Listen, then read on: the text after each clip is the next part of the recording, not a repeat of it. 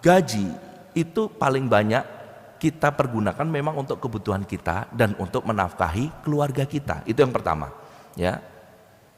Istri, anak, dan orang tua, Pak. Ini yang sering masih saja orang menjadi perdebatan.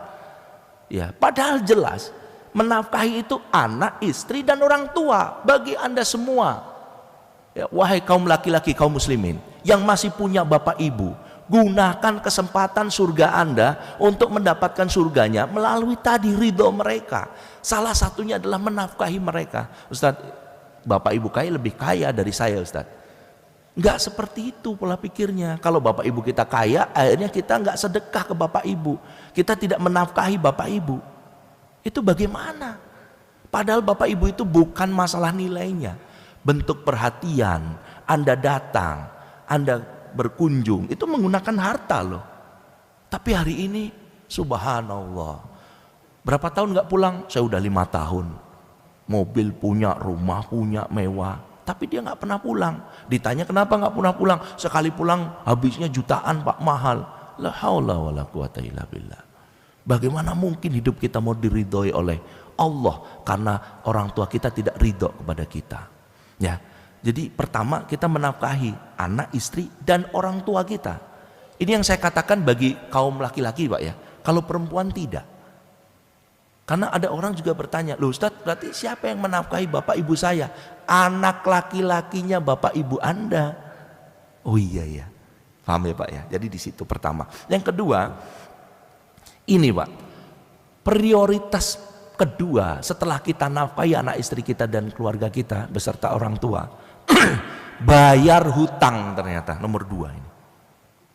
Orang hari ini utang itu nanti kalau ada sisa baru dibayar. Makanya orang hari ini banyak yang galakan punya utang daripada yang ngutangin. Assalamualaikum, waalaikumsalam, tolong dong saya dibayar utangnya. Ya Allah, ente ini ya nagih terus. Aneh cuma utang 2 miliar aja ente nagih terus. Ente udah punya harta puluhan miliar. Coba bayangin. Jawabannya seperti itu, Pak. Bayangkan, Pak. Orang sekarang hari ini tuh betul-betul nggak ada adab dan etikanya orang berhutang itu. Orang utang itu ya pada nggak mau bayar, Pak. Alasannya karena apa? Ya nanti. Padahal jelas ya, orang yang punya utang nggak mau bayar padahal dia mampu, maka akan dibangkitkan oleh Allah Subhanahu wa taala sebagai pencuri, Pak. Kalau hari ini kan nggak kelihatan kita semua. Insya Allah kita ketemu orang nggak mungkin kelihatan, tapi nanti di akhirat nanti kita akan dibangkitkan, nanti kelihatan, Pak, muka pencuri yang mana. Naudzubillah min dzalik. Jadi bayar hutang, Pak. Bukannya haram hutang itu, Pak. Tapi hutang itu wajib dibayar. Nah, orang hari ini aneh. Orang hari ini bisa beli mobil, beli rumah. Beli rumah belum selesai, dia ngutang lagi beli mobil, Pak. Lah terus gimana? Pendidikan tentang muamalahnya gimana, Pak? Saya termasuk orang yang dari dulu mungkin tidak pernah mendapatkan pendidikan ini di SD, SMP, SMA, S1, baru ketemu S2. Bayangkan, Pak, nggak tahu. Logikanya kalau Anda masih punya hutang, itu kan beresin dulu, baru Anda bikin hutang berikutnya. Ini tidak. Rumah ngutang, mobil ngutang, beli handphone aja cicilan berarti ngutang.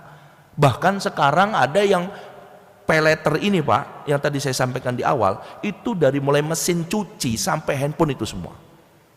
Sampai saya miris. Saya coba temui langsung, saya wawancara langsung sama generasi Gen Z atau generasi sandwich orang hari ini bilang, dia mempunyai gaji kurang lebih 3-4 juta. Saya wawancara langsung. Ternyata dia punya utang di paylater dan pinjol. Utang kamu berapa? Saya punya utang, ini sudah saya bayar semua setelah kita ada kajian. Lalu akhirnya dia utangnya itu dari 35 juta, Pak. Dia itu utang 35 juta padahal gajinya cuma 4 juta, 3 juta. Sebesar itu, Pak. Dia gaji itu akhirnya apa? Makan, saya tanya berapa budget makan sebulan? 500 ribu. Ya Allah. Artinya kita hidup diperbudak dunia hari ini. Anda gajian 5 juta yang bisa Anda makan cuma 1 juta. Bagaimana kita diperbudak oleh dunia ini? Habis untuk cicilan saja, Pak. Jadi orang hari ini tuh nggak tahu kalau utang itu prioritasnya itu teratas setelah makan, Pak. Orang hari ini enggak, mana ada orang bayar utang diprioritaskan utama, enggak ada. Karena utang itu kan, bayar utang itu prioritas utama setelah kita makan. Nah orang hari ini enggak, masih punya utang, ngutang lagi Pak. La haula wala quwata illa billah. Pak, di dalam syariat ini tidak ada larangan untuk berhutang. Karena beberapa orang kemarin nyerang dengan kata-kata, "Wah, siapa bilang Rasulullah Shallallahu Alaihi Wasallam, Nabi kamu juga berhutang," katanya. La ilaha illallah, dia nggak tahu Rasulullah Shallallahu Alaihi Wasallam berhutang itu hanya untuk dua kejadian Pak, dua kebutuhan. Pertama untuk makan Pak, bukan untuk beli mobil, beli rumah, beli handphone mahal, bukan. Orang hari ini misalnya iPhone 15 Pro Max, tapi dia ngutang. Di mana Pak letaknya hari ini Pak? Bagaimana mungkin? Tidak pernah Rasulullah Shallallahu Alaihi Wasallam mencontohkan itu. Yang kedua, Rasulullah Shallallahu Alaihi Wasallam berhutang kepada Yahudi itu karena apa Pak? Dia untuk kuda perang dia, untuk berperang di jalan Allah. Dia gadaikan baju besinya. Makanya ini juga menepis. Memang betul, Islam tidak mengharamkan hutang, tetapi ada fikih hutang Pak.